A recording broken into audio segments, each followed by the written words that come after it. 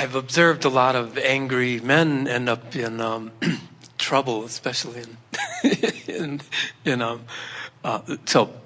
so even though I've observed that, I can reach for a thought that feels better. Well, so what does it mean to you when you observe an angry man? Well,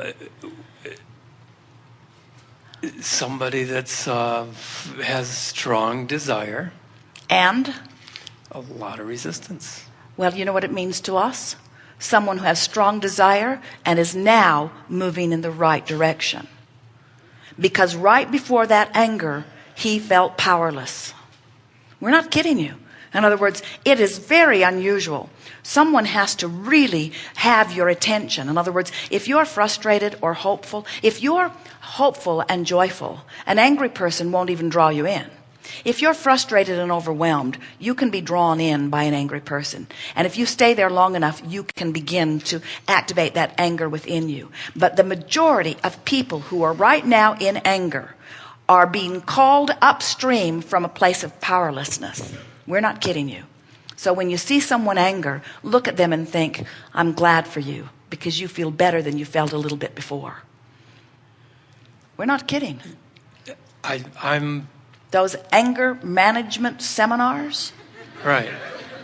are holding you, keeping you from moving on up the emotional stream. Whereas as you relax into it, the stream will carry you right into frustration, and then right into hope, and then right into belief and knowing. Great. So I have this schedule here, and I would like to do something for Jerry and Esther so that I could make it to more of these, so I can get farther up into joy. And well, you don't need to come to more seminars. You've heard everything today. Get hold of one recording and listen to it over and over again, because we only say the same thing over and over again. In other words, this is very simple information. You're good. The larger part of you knows it, stands there and bees it, and calls you toward it. And the better you feel, the more you're moving toward it. And the worse you feel, the more you're not letting yourself go. Stop doing that thing you're doing that's not letting you go, and go. That's it. That's it. That's it.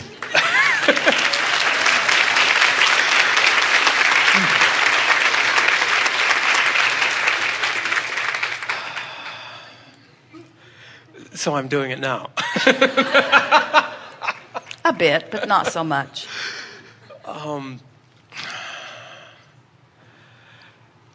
right. So I want to say, I want to stop doing it. And I've heard that when I really want to stop doing it, I'll stop doing it. And then I will be just joyful. When you're mad at yourself for not stopping the resistance, you're just adding to the resistance. In other words, it's the reason we tell the story about Esther and her discomfort. It was illogical, and when she thinks back on it, she can't even fathom it. She remembers feeling that way, but it feels illogical to her now that she did.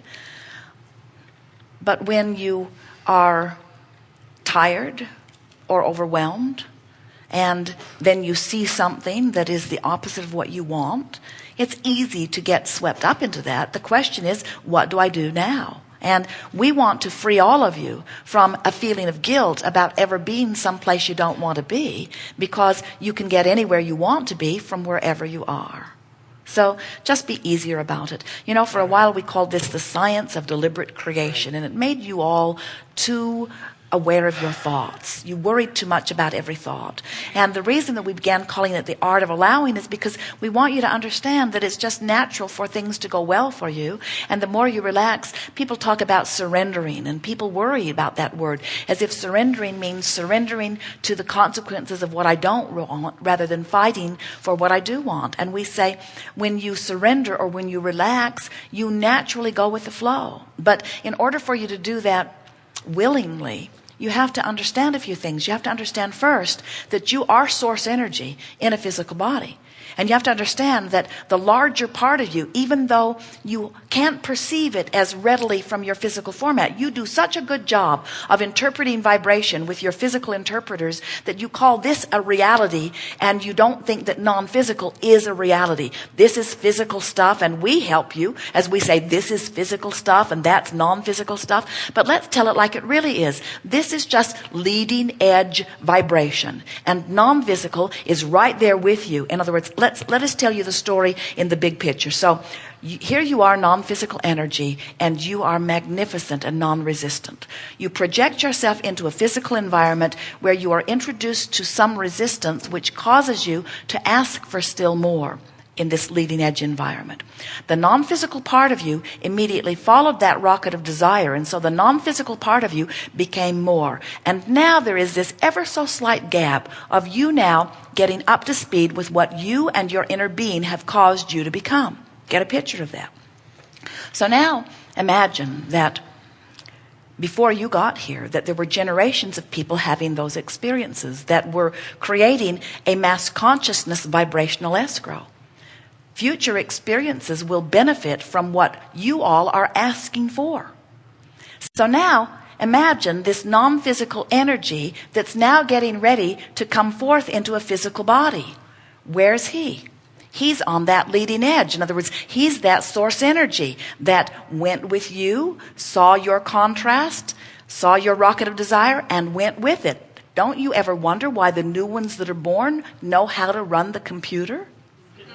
That's why. In other words, they're more ready for your environment than you are, because you helped to create the rocket that they rode. And now, as they come forth into the physical experience, now they have the same opportunity to go with the flow or not, and the way they feel is their indication of how they're doing. So when you take physical life out of the realm of judgment and out of the realm of being punished and out of the realm of being tested to see how worthy you are, and you put it into the idea or the context that you are a creator who came forth to joyously create, now you stop comparing your creation with anybody else's, because you are this unique source energy that came forth into this unique body, into this unique experience to give birth to these unique desires. There's no competition. There's no reason for you to be jealous of anyone, because there's no stack or bunch of stuff that you are in competition for. You are the creator of all of it. So the sense of competition is me not letting myself be what me has become.